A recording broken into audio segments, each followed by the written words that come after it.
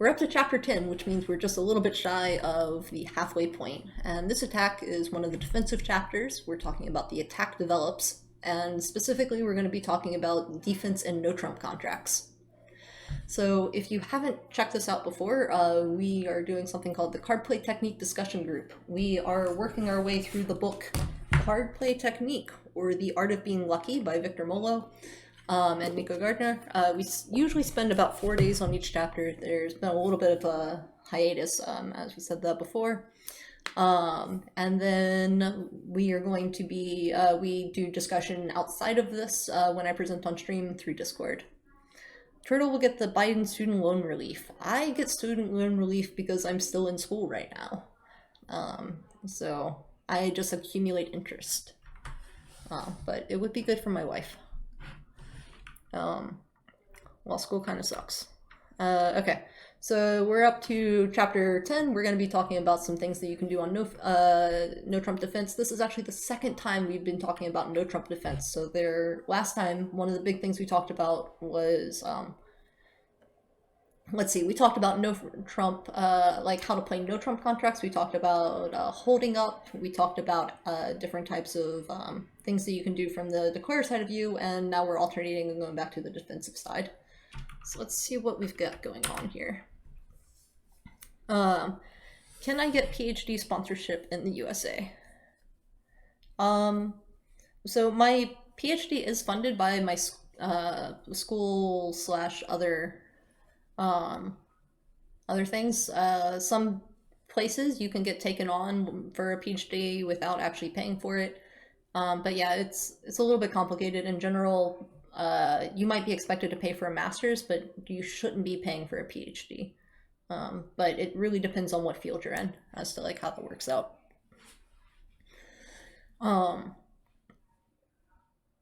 Biden will remove 10,000 from all student loans. Yeah, I don't know anything about anything that's happening with that, DT. Okay, so let's talk about some no-Trump defense. Do I get paid to lecture? Not this year, but next year I will have to teach as part of what pays for my stipend. So, okay. If we're defending a no-Trump contract, one of the very first things we have to figure out what to do is what to lead. And one of the things that's been talked about before in this book was leading from the top of honor sequences, but you're not really going to get those honor sequences that often. Like, those are great things to have, but they don't really show up. You're never going to, like, you don't get those perfect hands all the time. So you have to find other ways to figure out what to guide you through during the bidding. And one of the things that can guide you through this is figuring out what your partner's done. If your partner's bid a suit, if they've opened that suit, or even more importantly, if they overcalled with that suit, you should at least consider leading that suit for partner. A good reason not to lead that suit would be if you have a great suit of your own that's headed up by, say an honor sequence. If you have like some other, like a suit that's, even if it doesn't have an honor sequence, if it just has like good general suit quality and you need to develop it, and you have entries so you can keep getting back and taking winners from that suit, then yeah, go ahead and like ignore what your partner has told you. But if you don't have something like that, if your hand's kind of like a middling hand, then you want to take all the information that your partner's giving you, and maybe lead towards them and like figure out what to do from there. Card Play Technique spent a lot of time talking about these different leads that you can do from different holdings, but this book was written in the 1950s, and there's a lot of editor notes in here, there's a lot of different things, and ultimately a lot of what your opening leads have to do with agreements between you and your partner. So I don't want to spend a whole lot of time talking about the different cases that they talk about in the book, because I don't think that there's a whole lot to learn from this. But the more you understand the leads that you are expected to make between you and your partner, the more information you get out of your partner's lead. If you can trust your partner to be leading from, if you can expect your partner to be holding something depending on what they lead, if you can trust them in that way, then you're going to be gaining a lot more information. But if you don't have any idea what you and your partner are agreeing to, then you can't trust that as much. So this is something that you definitely want to be talking about with your partner. TT,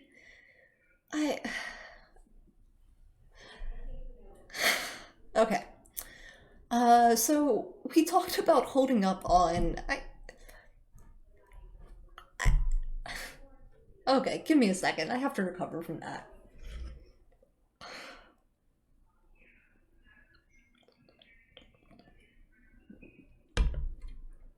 Okay, so we talked about hold up plays from the declaring side of you. Like, if your opponents are leading the suit, like you can hold up a couple of times with your stopper in order to make sure the communications are going through. I'm not the first person to be driven to drink by DT. uh, so, let's see. And just like how ducking works really well, like when you're declaring and you can help disrupt communication between the defenders, we can also do that when we're on defense. And it takes a little bit of imagination and a little bit of work, but if you can see a way to develop your suit, uh, and you can hold up your winner for an extra round, sometimes you can disrupt those communications and you can disrupt communications from your opponents and keep the communications open between you and your partner for an extra round. And that can help you take tricks that you wouldn't be entitled to otherwise. Do I have a takeout double penalty double? Uh, DT still doesn't know which one is which. I haven't prepared a lecture on takeout doubles versus penalty doubles, but maybe that'll be something we can talk about in a little while. My bidding obviously leaves a lot to be desired if you guys watched that last challenge that went through. I probably should have posted the. Wait, I didn't get a result, did I? Oh,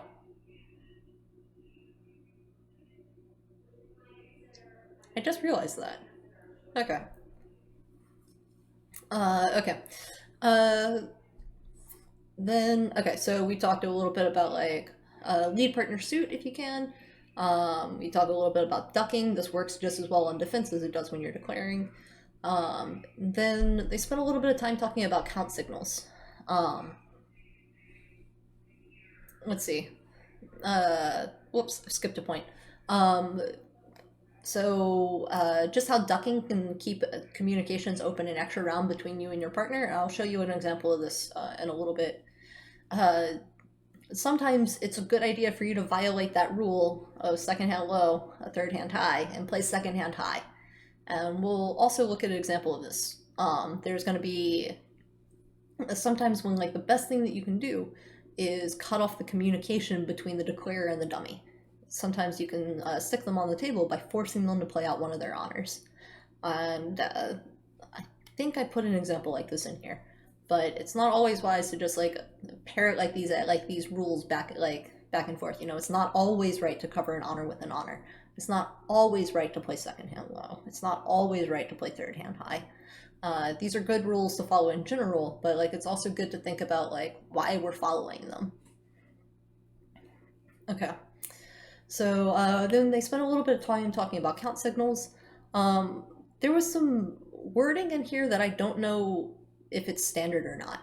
Have you so they were talking about a high-low signal as being called an echo, and I've heard of like a Smith echo, but that seems like it's a little bit different from what's happening with. That seems like it's a little bit different from what's being described here. So I'm not too sure if this is I'm not sure if like that language like has persisted in the past 60 years, but like this is also a subject I'm not very familiar with. These count signals come in real handy if you're trying to figure out what your opponents are showing up with if they have like this long suit and you need to figure out whether or not your partner is short, and that can help you figure out how many times you need to hold up. So standard count signals are that you play high from a doubleton or like high from an even number of cards, and then so you play like high low. And then the other way is to play low from an odd number of cards, so like you play low high. Um, so that's called standard count signals. The other thing that you can do is play upside down count signals, and that reverses this direction. Oh, thanks so much for following, Vikia. Um,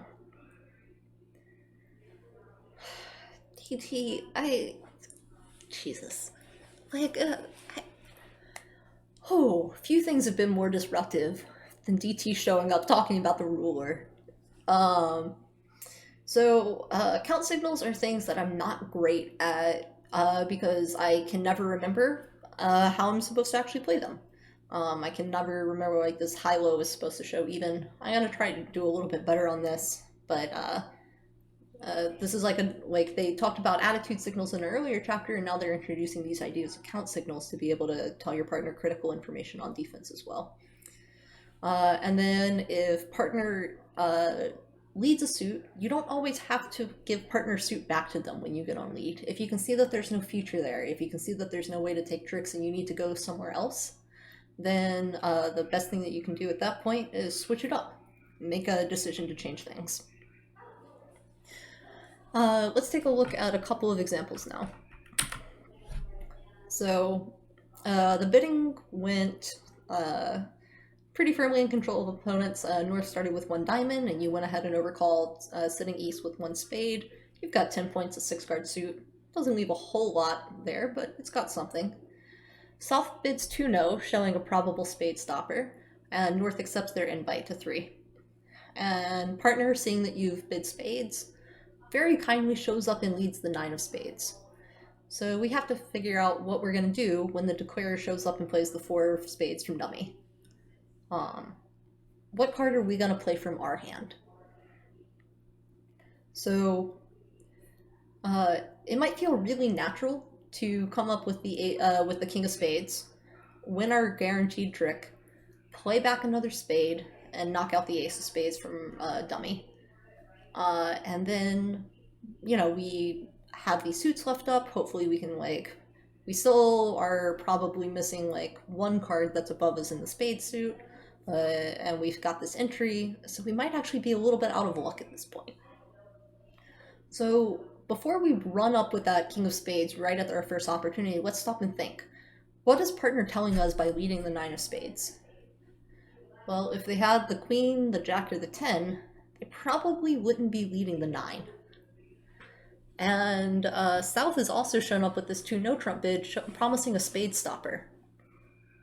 So we have to figure out like what partner, what South could be holding that actually would be a spade stopper. So like if we think about this a little bit, like it seems like the most likely thing that partner is holding is a doubleton. They're probably leading high from 2, and so that means that the only things that are left in South are probably we're looking at 6-2-2. The rest of that is 3, so 3 cards in South, and it's probably those missing honors, the queen, jack, 10. So if we come up with the king right now and then knock out the ace, they're still going to be able to take another spade trick, and then we're not going to be able to take any of these spade winners because they're never going to touch that.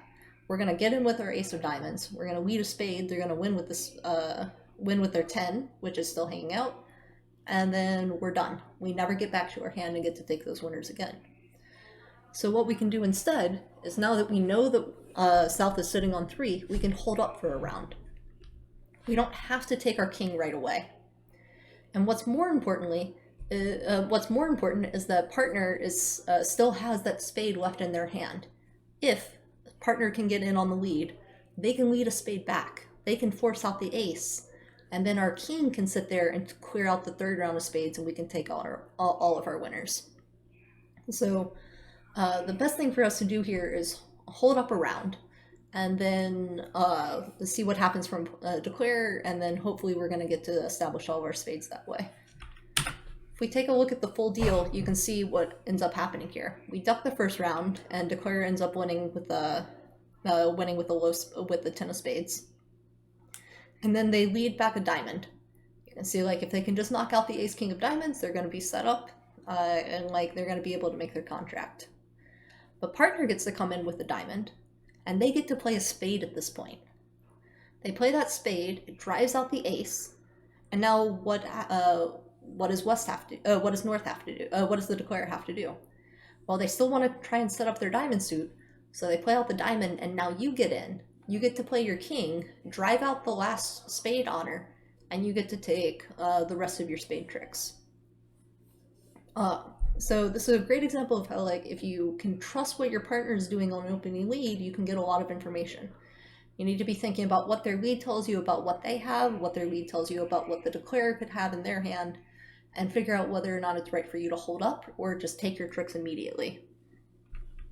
Let's take a look at another example. So in this auction, South went ahead and opened one spade, North overcalled with two clubs. This is an A-call auction. It's not 2/1. But you can see that they do have some spade. They do have like a nice 5-card spade club suit. South shows up with a balanced hand, and North accepts their invite to 3. And your partner goes ahead and shows up with the Jack of Heart lead. So it passes around to the declarer. The declarer ends up winning with the Queen of Hearts, and then they play back a club. You don't overtake their king with your ace, and then they go ahead and play back the queen. So what we need to do now is decide, like, do we take our trick with our queen now? Do we win the ace of clubs right now? Do we hold up another round?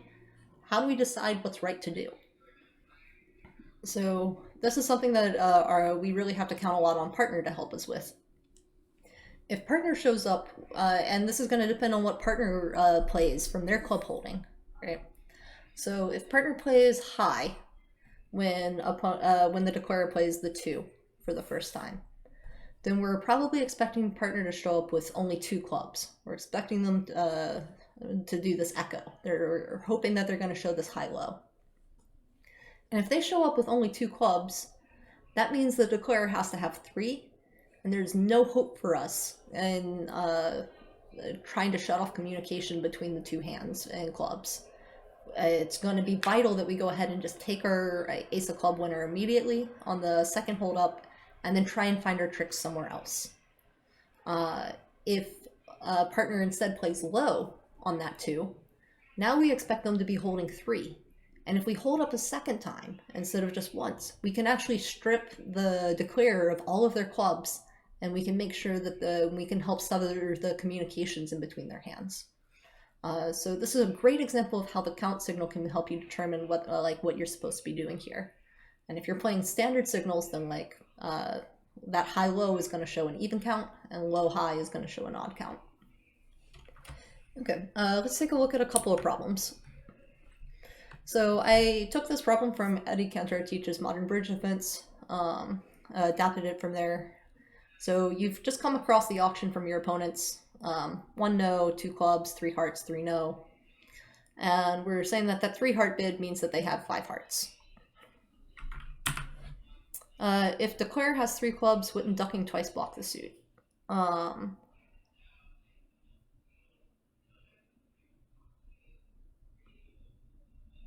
Shoot, did I screw this up? Did I say it exactly backwards? If they have 2, then we want to win the ace to cut off the communications. And if they have 3, then we need to hold up twice so that we can sever the communications. Sorry, I think that's right. Good point, Vulture. Oh, spam calls. Delightful. Okay. So you want to win when the declarer plays their last club from hand. Exactly. We're trying to make sure that we can cut off the communication between the declarer and the dummy as much as we can. We can see that if there are no more clubs in declarer's hand, then there's no other entries to the dummy. We can win. We can cover the queen with our king of spades. We can cover their king of diamonds with the ace of diamonds. There's no way for them to get back to that hand. So we need to know how many clubs partner has. If partner has 2 clubs, then we only want to hold up once. If partner has 3 clubs, we want to hold up once because that means the declarer only has 2. If partner has 2 clubs, we want to hold up twice because that means declarer has 3. Thanks for the correction. Yeah, that's really important. Okay, so I'm going to give everybody a little bit of time to think about this, and we want to figure out what we should be leading from this hand. And it's a pretty anemic hand. We've only got 5 points. We're 5-4-2-2. What's our best chance of success here? I'll give everybody about 30 seconds to think about this. And in the meantime, I'm going to post the link to the GoFundMe again. We are trying to raise a little bit of money today for my friend Six, whose home was burned down in an arson attack and suspected hate crime. Nothing is expected, but anything you can donate is greatly appreciated.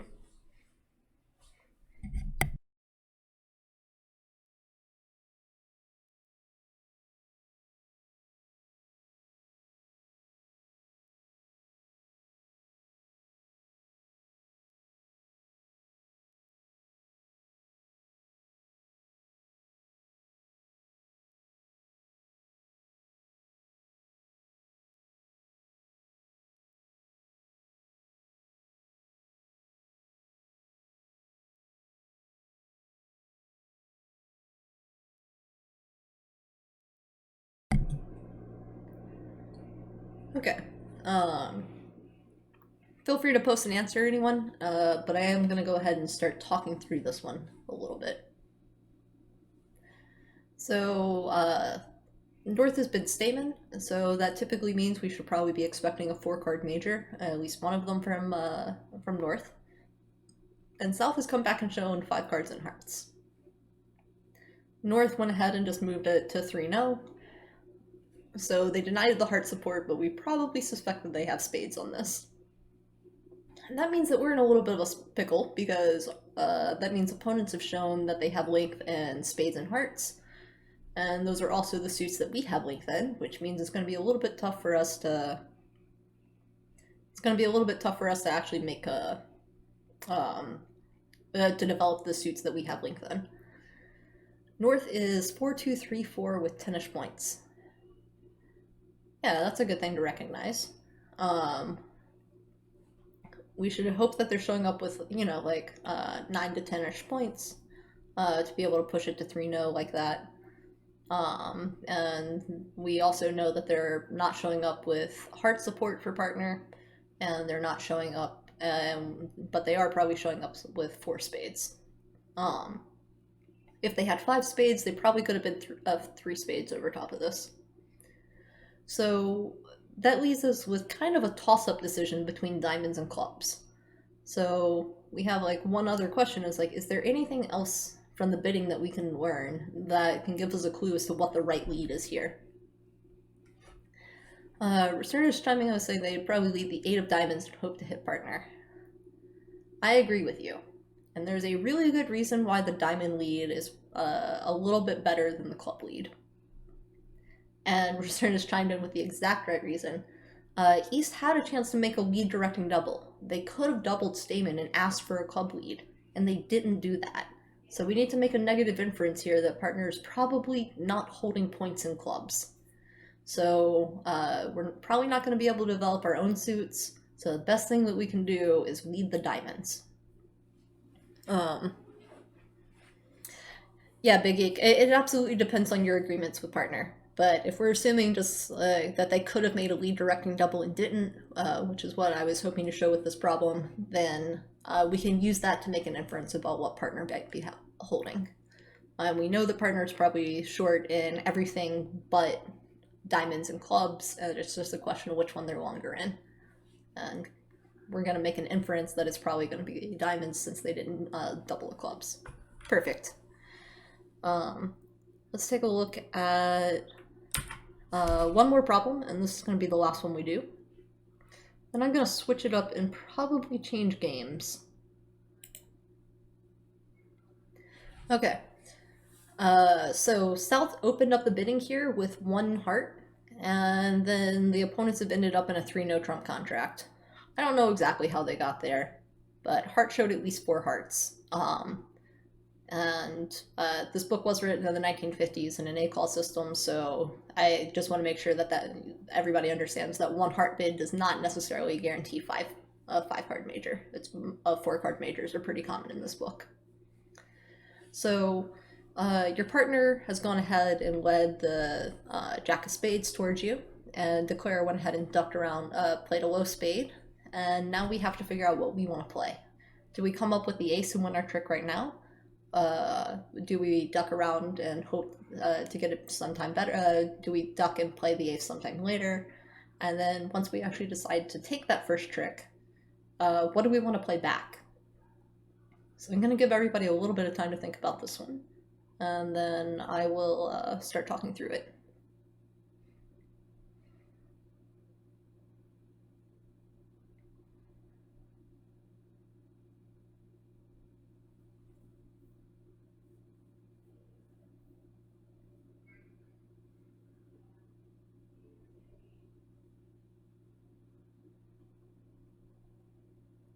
Okay, I see a vote already for take the ace and return diamond queen.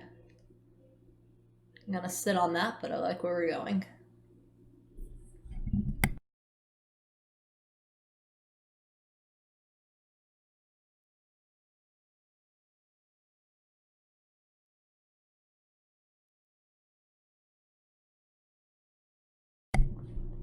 Vulture, if you want to write a little bit more on that, that'd be great.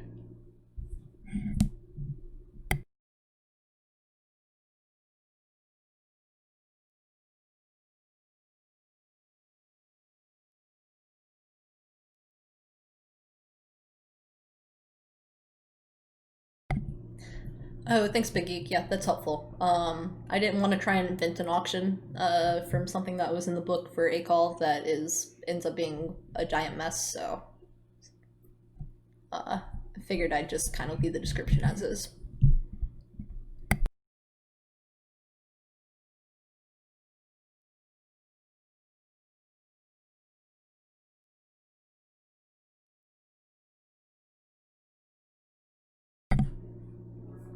Okay, perfect. So partners, Jack of Spade lead tells us a whole lot about what they have to be holding. Um, like I think probably at best, what we can note from partner is like Jack 10 8 fourth. It's unlikely that they have anything better. If they had the queen, they would be leading the queen here from Queen Jack. They wouldn't. They wouldn't be leading the Jack from anything other than like Jack fourth or Jack Doubleton.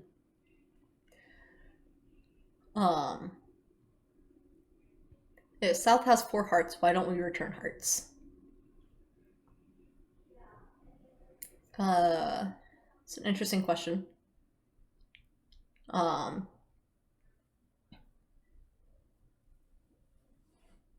Let's think about that for a minute. Let's talk through the first trick, and let's talk through the spades, and like then we'll get back onto like why we should be we'll figure out what we should be leading back next.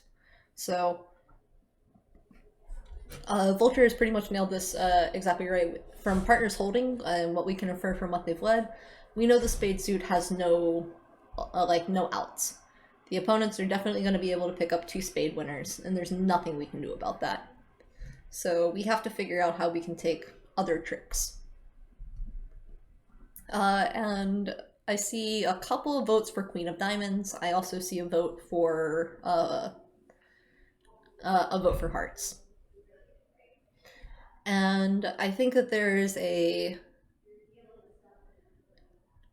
kind of 2 thought processes in here. First, like if South has 4 hearts, then the hearts are going to be 4 4 3 2. And that is then like it would kind of make sense partners holding on to 4 hearts, like reasonable enough. If they actually had 5 hearts, and they didn't manage to show it in the auction some way, then the hearts are going to be 5 3 3 2. That might be pretty dangerous to lead into. There might have been like no way for them to actually show the 5th heart. I just wanted to point out that like they didn't necessarily have 5 hearts based on this 1 heart open. Yeah, he could have 5. The point is he isn't promising 5. And so like if they are 4, like you're like I think that makes sense. But if and like we can't tell because I don't have the exact auction here. But if we assume that it was 4, but it could be 5, the possibility was left open from the auction. And I think that's what we should be doing here. We should probably look somewhere else for maybe a guaranteed tricks. And that ace queen 10 9, especially sitting over jack 6 4, looks really promising. And I think we've seen it a couple of times. The queen of diamond lead, I think, is probably going to be exactly right. And Return is chiming in here. The queen of diamond lead guarantees setting up 3 tricks. And this is exactly right to, we have to hope here, right? Um, we need to try and take 3 tricks and diamonds, a trick and spade, and then we need to hope that partner is able to get in at some point. And that's going to give us the setting trick. And the best way that we can set this up is if we play the queen out, then we can force the king to come out of presumably the declarer's hand.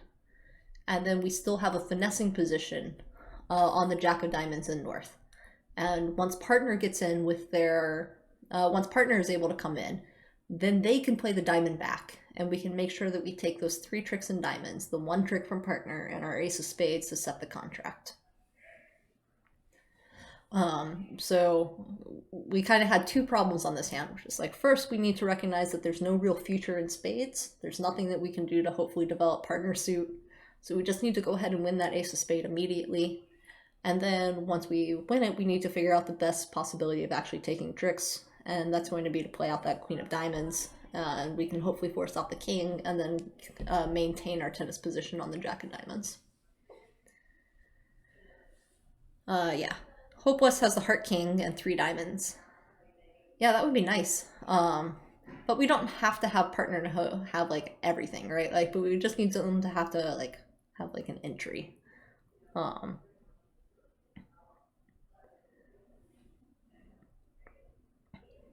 If you lead a heart early, you can burn the heart and you can burn the entry.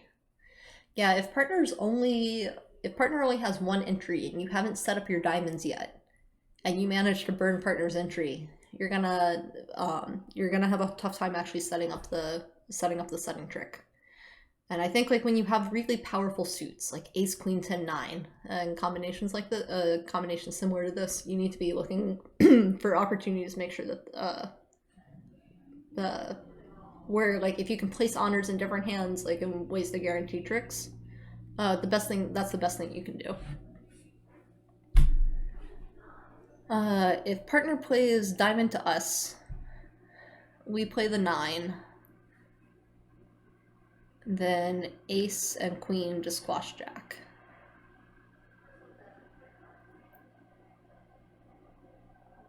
Let's see. But we're still missing the king, right? Like if you lead the... Yeah, I think Return's chiming in with this.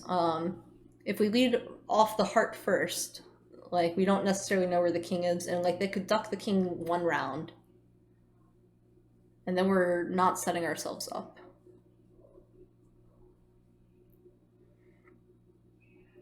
If the declare has diamond king 4th, it's tricky as you can duck the diamond queen. Yeah.